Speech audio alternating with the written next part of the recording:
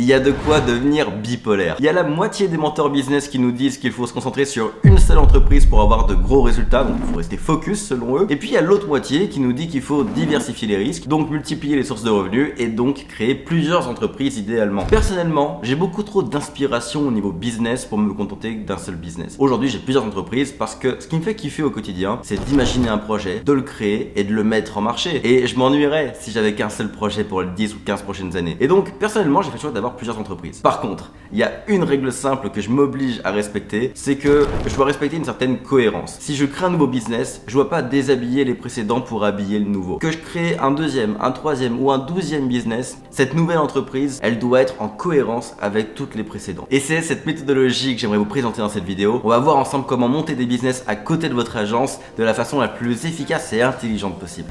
Alors commençons par la base. Qu'est-ce que c'est la mauvaise façon de lancer un nouveau business à côté de votre agence? Bah déjà, la première mauvaise façon de le faire, c'est de commencer avec une motivation qui vient juste de l'envie de changement. C'est-à-dire que si vous lancez un nouveau business juste parce que vous avez une envie de changement, parce que vous vous ennuyez un petit peu, donc vous avez envie de faire un truc pour vous faire kiffer et pour avoir un petit shot de motivation, mauvaise idée. Vous devez garder un œil rationnel sur votre business. Le business, on est d'accord, c'est quelque chose de rationnel, c'est quelque chose que vous devez maîtriser. Ne vous laissez pas porter que par de l'émotionnel en mode ok, ça a l'air cool, je m'ennuie un peu dans mon business actuel donc je vais me lancer là-dedans. Non, allez-y rationnellement. La deuxième mauvaise façon de lancer un nouveau business à côté de votre agence, c'est de vous lancer dans un marché 100% inconnu. C'est-à-dire qu'au bout d'un moment, vous avez une courbe d'apprentissage quand vous avez lancé votre agence. Et le truc, c'est que quand vous vous lancez dans un tout nouveau marché que vous ne connaissez pas, bah vous prenez cette courbe de croissance que vous avez vécue là et vous redémarrez à zéro. Et le problème, c'est que si vous faites ça, vous allez avoir plein de petits business avec des petits résultats. Alors que ce que vous voulez, j'imagine, si vous lancez de nouvelles entreprises, bah c'est que de faire évoluer la globalité. C'est d'avoir plusieurs entreprises qui vous font évoluer, où vous allez battre des records de chiffre d'affaires donc sur les différents projets que vous allez porter. Mais pour ça, ça suppose de vous reposer sur la courbe d'apprentissage que vous avez déjà commencé et de la faire accélérer, de la faire aller encore plus haut. Donc si à chaque fois vous recommencez dans un nouveau marché que vous ne connaissez pas, avec des partenaires, des clients, des fournisseurs que vous ne connaissez pas et sur lesquels vous n'avez aucune information, bah vous recommencez tout votre travail d'entrepreneuriat à zéro à chaque fois. Alors autant oui c'est formateur, autant ça ne vous garantit pas d'atteindre de très gros résultats et surtout ça va vous ralentir un peu dans votre cycle entrepreneurial. Donc vous l'avez compris, on évite de se fier seulement à nos émotions, à une motivation un peu éphémère et on évite de se lancer dans quelque chose qu'on ne connaît pas du tout si on veut garder de l'efficacité. Et donc qu'est-ce qu'on fait pour lancer de bons business à côté de son agence? D'abord, il y a une notion qu'il faut qu'on voit ensemble, il s'agit de la cartographie de vos actifs. Tout va reposer là-dessus. Alors qu'est-ce que c'est la cartographie de vos actifs? Bah cartographie, imaginez une carte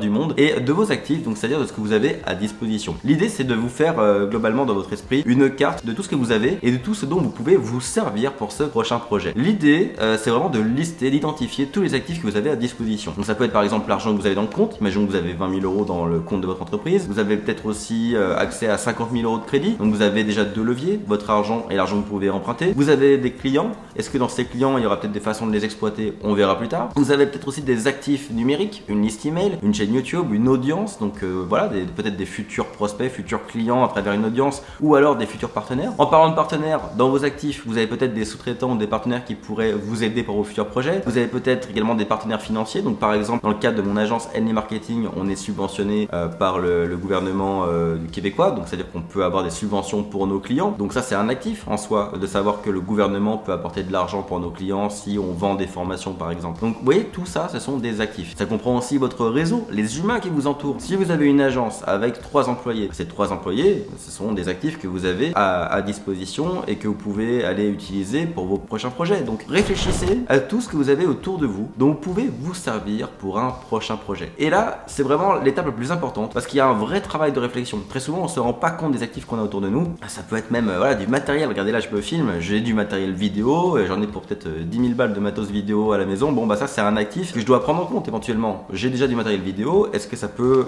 impacter un prochain projet? Pareil, j'ai du matériel informatique, peut-être assez puissant pour faire du développement, pour faire du montage vidéo. Est-ce que ça peut avoir sa place dans un prochain projet? On peut aller en détail. Encore une fois, est-ce que je vais décider de mon prochain projet seulement parce que j'ai du matériel vidéo ou photo? Non, pas forcément. Mais je vais le lister quand même. Je vais faire une liste de tout ce que j'ai à ma disposition, que ce soit matériel, immatériel, financier, humain, absolument tout. Une fois que j'ai identifié tous mes actifs, que j'ai fait ma liste, ce que je vais faire, c'est que je vais essayer de définir à quoi ces actifs pourraient servir pour un prochain projet. Mon idée ici, c'est que vous devez capitaliser sur les actifs que vous avez déjà constitués. Prenez l'exemple de l'immobilier, si on fait une métaphore. Ici, au Québec, par exemple, vous avez le droit, et je pense que c'est pareil dans pas mal de pays. Vous avez le droit d'acheter une maison et par exemple cette maison vous en payez 100 000 euros sur les 200 000 qu'elle vaut. Bon bah sur le delta de 100 000 vous avez le droit de le réutiliser comme apport pour acheter une deuxième maison et ainsi de suite, et ça crée un effet boule de neige qui fait que vous allez très vite acquérir pas mal d'immobilier simplement parce que vous pouvez vous servir de la plus-value des précédents pour financer l'apport des suivants et ainsi de suite. Donc on comprend que finalement dans l'immobilier, les actifs immobiliers qu'on a nous permettent d'accélérer notre enrichissement et la création de notre patrimoine immobilier.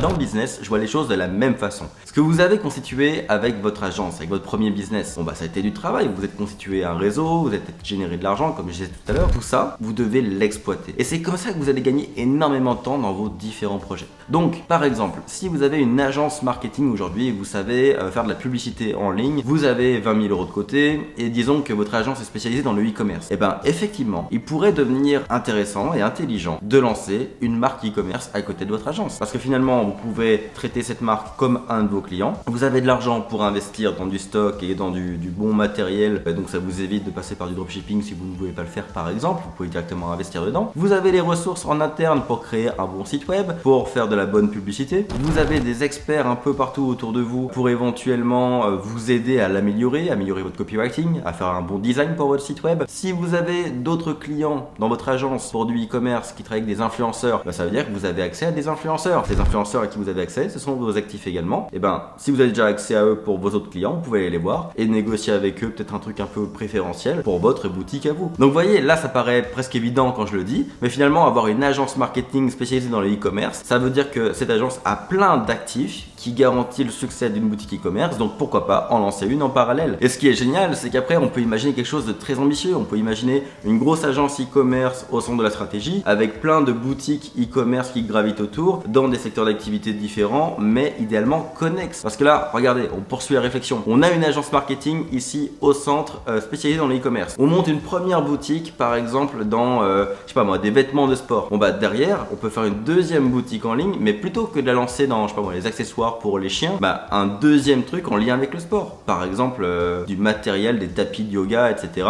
Ce qui est connexe avec l'agence et avec la première boutique. Donc, ce qui veut dire que, éventuellement, la liste email de la première boutique, c'est un actif qui peut être utilisé pour la deuxième boutique. Vous voyez, l'idée, c'est de constituer une sorte de toile qui communique. À terme, si vous avez 4, 5, 6 business qui ont des actifs communs, ça va accélérer l'ensemble de vos business. Et c'est la même réflexion si vous voulez lancer, par exemple, un business d'infoproduits. Regardez mon cas précis, j'ai démarré avec une agence donc qui fait que j'avais du réseau, un peu d'argent, des compétences, des gens autour de moi, et dans mon agence, j'avais un actif qui était ma chaîne YouTube où je partageais des conseils marketing. Et finalement, c'est en réunissant tous ces éléments qui sont mes compétences marketing, la chaîne YouTube et mes compétences en création d'agence marketing qui fait que j'ai pu donner vie à devenir consultant et à cette entreprise de formation, de coaching, d'accompagnement. Et cette entreprise de coaching, d'accompagnement et de formation pourrait très bien donner vie à encore un nouveau projet. Par exemple, si demain je veux développer un outil pour les consultants SCMA, je pourrais aller développer un logiciel et me servir des actifs que j'ai à disposition, donc c'est-à-dire des feedbacks de mon audience,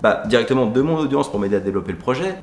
Avec l'audience et ma visibilité que j'ai sur YouTube, je pourrais même accélérer la commercialisation de mon projet. Donc vous voyez, l'idée c'est toujours de réfléchir en mode quels actifs j'ai à disposition et qu'est-ce qui devient évident d'efficacité si j'utilise ces actifs là. Quel est le deuxième business qui pourrait immédiatement avoir un impact et avoir éventuellement une rentabilité immédiate si j'utilise les actifs que j'ai déjà à ma disposition. Et là je viens de citer un point qui est intéressant, c'est la rentabilité, parce que également en appliquant cette méthodologie, vous allez accélérer votre accès à la rentabilité et au profit. Parce que prenez deux projets différents. Un qui repose sur ce que vous connaissez avec vos actifs actuels, mais qui va, on va dire, être une deuxième phase dans votre vie entrepreneuriale. Et l'autre, où vous êtes dans un tout nouveau marché, où vous n'y connaissez rien, vous devez tout réapprendre de zéro. Évidemment, il y en a un qui va aller générer des profits beaucoup plus rapidement, parce qu'il va être mis en place beaucoup plus rapidement. Le marché, vous le connaissez déjà, vous savez déjà quel levier activer pour générer des ventes, donc forcément, les profits vont arriver d'abord. Et si vous êtes comme moi et que vous voulez avoir rapidement de gros résultats, moi j'avoue que je suis assez impatient d'un point de vue entrepreneurial, j'ai envie de tout faire très vite, j'ai envie d'avoir des résultats rapidement. J'avoue que je vais aller vers une voie où les profits vont être rapides et où la croissance va être rapide parce que je comprends mon marché. Et là on peut faire un énorme parallèle avec ce que dit par exemple Warren Buffett au niveau de l'investissement. Lui, son seul conseil c'est d'investir dans ce que vous connaissez. Et il y a beaucoup d'entrepreneurs qui ont cette même vision. vision. Autour de moi, j'ai des serial entrepreneurs qui ont beaucoup de succès et ce que je remarque, c'est qu'à chaque fois, ils évoluent dans les mêmes marchés. J'ai un très bon ami à moi qui a plusieurs entreprises qui génèrent beaucoup d'argent ou qui sont très bien valorisées et à chaque fois, c'est dans le monde de l'immobilier parce qu'il connaît le monde de l'immobilier, il connaît le marché de l'immobilier et donc tout ce qu'il va lancer va être dans le monde de l'immobilier mais sous plusieurs formes. Il va répondre à des problèmes différents pour des audiences différentes mais toujours dans le même marché qu'il connaît très bien. Alors avant de passer à la suite, foncez voir ci-dessous ma formation gratuite les 5 jours devenir consultant. Si vous êtes là pour créer une agence solide avec de bons revenus et qui vous permettra de créer vos prochains business et devenir un serial entrepreneur, bah écoutez, foncez voir parce que vous trouverez comment créer votre offre irrésistible, comment avoir un mindset de gagnant, comment trouver vos premiers clients, bref, si vous voulez générer de l'argent rapidement, c'est une bonne opportunité. Le dernier élément à prendre en compte pour monter toute une succession de business de façon intelligente, c'est votre vision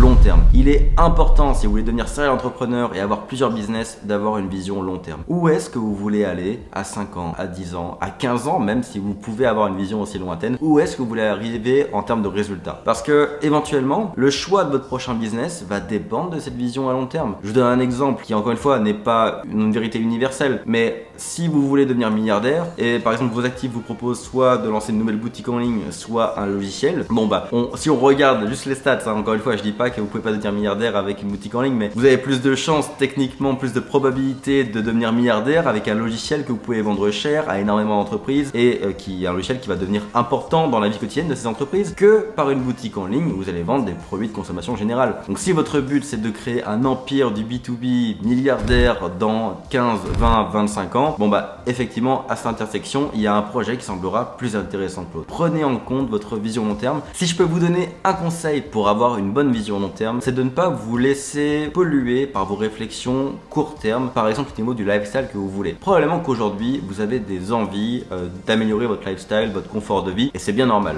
Mais imaginez là tout de suite votre lifestyle idéal, votre vie idéale. À quoi est-ce qu'elle ressemble? Imaginez que vous l'obtenez dans 2 ans ou dans 3 ans. Donc à un relativement court terme. Mais alors, vu que vous l'avez dans 2 ou 3 ans, qu'est-ce que vous aimeriez accomplir dans 20 ans? Parce que c'est bien beau d'avoir tout le confort de vie qu'on veut dans 2 ou 3 ans. Mais il y a forcément une étape derrière, un accomplissement qui doit venir derrière. Donc imaginez qu'est-ce que vous voulez accomplir en plus de ce lifestyle idéal. Par exemple, vous pourriez me dire, mon lifestyle idéal, ok, j'ai dans 3 ans, je vis dans le lieu que je veux, j'ai la voiture que je veux, les voyages, le temps avec ma famille que je veux. Maintenant ce que je veux, c'est avoir accompli la création d'un empire du e-commerce avec des centaines de boutiques en ligne qui communiquent les unes avec les autres. Très bien. Là, vous avez une vision long terme et donc vous saurez à partir de cette vision long terme définir les opportunités que vous devrez accepter ou refuser à partir d'aujourd'hui. Et ça, c'est un point bien important parce que s'il y a bien une chose, et je terminerai là-dessus, que vous devez garder en tête, c'est que la bonne façon de créer plusieurs entreprises à la suite, c'est pas de dire oui à toutes les opportunités qui se présentent à vous. C'est de les choisir soigneusement à partir de vos actifs et à partir de votre vision long terme. Bon allez, sur ce, je vous laisse. Vous avez des empires à créer et je vous dis à très bientôt pour une prochaine vidéo.